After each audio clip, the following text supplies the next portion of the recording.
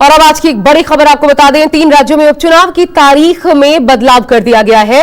13 नवंबर के बजाय 20 नवंबर को अब चुनाव की तारीख घोषित की गई है। यूपी की इनमें 9 सीटें शामिल हैं जहां पर चुनाव होना था। पंजाब की 4 सीटें हैं, 20 नवंबर को अब मतदान होगा। केरल की भी एक सीट है जहां से प्रियंका गांधी वायनाड चुनाव लड़ रही हैं। 20 नवंबर को वहां भी वोटिंग होगी। दरअसल त्योहारों के मद्देनजर चुनाव आयोग ने यह फैसला लिया है, लेकिन इस पर सियासी रस्साकशी शुरू हो चुकी है। तो 13 नवंबर की तारीख अब 20 नवंबर में तब्दील कर दी गई है। 20 नवंबर को अब चुनाव होगा। 3 राज्यों में उपचुनाव की तारीख में बदलाव किया गया है। 13 नवंबर के बजाय 20 नवंबर को अब चुनाव होंगे। यूपी की 9 सीटें इसमें शामिल हैं जहां पर उपचुनाव होना था। पंजाब की 4 सीटें शामिल हैं।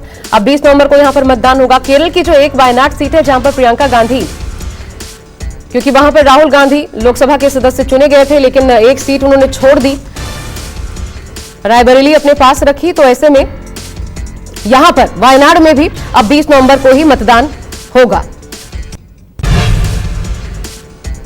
इधर उपचुनाव की तारीखों पर अखिलेश यादव ने तंज कसा, बड़ा बयान दिया। कहा टालेंगे तो और भी बुरा हारेंगे। पहले मिल्कीपुर का उपचुनाव टाला, अब बाकी सीटों के उपचुनाव की तारीख टाल रहे हैं। भाजपा इतनी कमजोर कभी न थी। अखिलेश यादव ने आज जबरदस्त हमला किया। आपको हम दिखाते हैं क्या कहा एक्सपोज पर अखिलेश यादव ने। देखिए उनका ये बयान बेहद दिलचस्प। टालेंगे तो और भी बुरा हारेंगे। पहले मिल्कीपुर का उपचुनाव टाला, बाकी सीटों के उपचुनाव की तारीख। भाजपा इतनी कमजोर कभी न थी। दरअसल बात यह है कि उत्तर प्रदेश में महा बेरोजगारी की वजह से जो लोग पूरे देश में काम रोजगार के लिए जाते हैं वो दिवाली छठ लेकर यूपी आए हैं और उपचुनाव में भाजपा को हराने के लिए वोट टालेंगे तो और भी बुरा हारेंगे।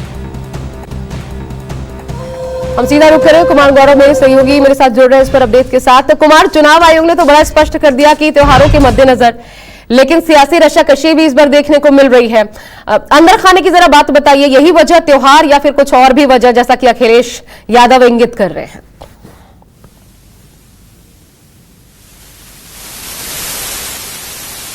सबसे जो कहा गया है कि उत्तर प्रदेश की 9, पंजाब की 4 और केरल की एक जो पलक्कड़ सीट है जहां उपचुनाव होना था, विधानसभा का उपचुनाव होना था, उन जगहों पे यानी कुल 14 सीटों पे 13 की जगह 20 तारीख को होंगे। वजह यह है कि कार्तिक पूर्णिमा है, उत्तर प्रदेश में बड़े स्तर पे मनाते हैं। गुरु पर्व पंजाब में बड़े स्तर पे मनाते हैं। प्रबोधिनी एकादशी केरला में बड़े स्तर पे मनाते हैं।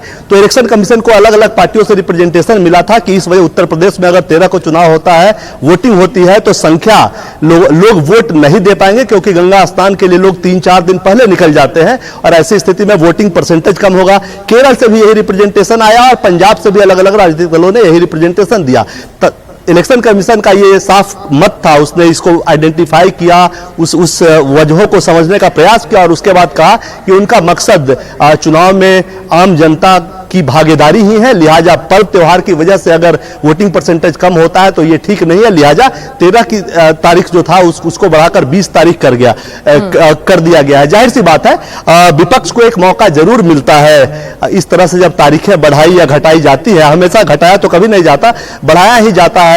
उपचुनाव हो या आम जो भी चुनाव होते हैं उसमें तारीख कई बार फेस्टिवल्स की वजह से, एग्जाम्स की वजह से बढ़ाया जाता है, तो एक मौका मिलता है। और जाहिर तौर पर मिल्कीपुर की जो सीट है जिस पर चुनाव को टाला गया है, ऑफिशियल लाइन यह है कि वहां बाबा गोरखनाथ जो पूर्व विधायक हैं वहां से, उन्होंने अवधेश प्रसाद जो कि अब सांसद बन चुके हैं, उनके खिलाफ जो उन्होंने नॉमिनेशन पेपर भरा था उसमें कुछ गड़बड़ियों की शिकायत की थी, विसंगति का हवाला दिया था और उस पर उन्होंने केस किया हुआ है। वो स्पष्टीकरण तो आया कुमार, लेकिन चुनाव आयोग ने कही कि इसी वजह से मिल्कीपुर में चुनाव को रोका गया है। ये तो तय प्रक्रिया है चुनाव आयोग की कुमार की। चुनाव आयोग की टीम बाकायदा उन राज्यों का जहां पर चुनाव होना है दौरा करती है, तमाम पार्टियों से विचार विमर्श करती है, उसके बाद ही तो डेट फाइनलाइज की जाती है। तो ये क्यों हो रहा है? ये तो और बार बार हो रहा है, ये देखने को मिल रहा है। हरियाणा में भी हमें देखने को मिला। देखिए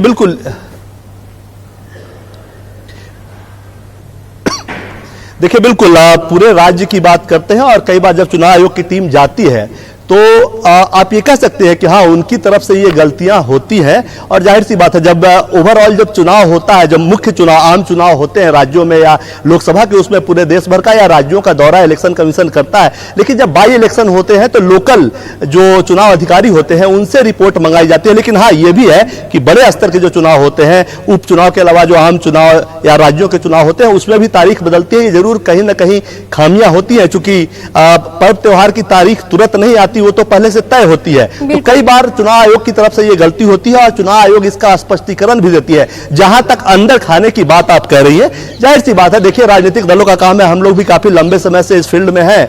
जब यूपीए की सरकार थी तो यही एनडीए के तमाम लोग इलेक्शन कमीशन पर चुनाव की तारीखों को लेकर आरोप लगाते थे। आज एनडीए की सरकार है तो यूपीए और इंडिया अलायंस के लोग सत्ता पक्ष पे चुनाव आयोग के इस्तेमाल का आरोप लगाते हैं। तो यह आरोप प्रत्यारोप का राजनीतिक दौर नया नहीं है, ये पुराना है और पहले से चलता रहा है। जहां तक चुनाव आयोग की ऑफिशियली अगर बात की जाए तो हर चीज के लिए वाजिब रीजन बताया गया है चुनाव आयोग की तरफ से कि पर्व त्योहार की वजह से डेट को बढ़ाया गया है। जाहिर सी बात है, राजनीतिक दल जो विपक्ष में है वो सवाल उठाएंगे, इसमें कहीं उनको अखिलेश यादव इसलिए कह रहे हैं कि टालेंगे तो और भी बुरा हारेंगे। बहुत बहुत शुक्रिया आपका कुमार, हमारे साथ जुड़ने के लिए।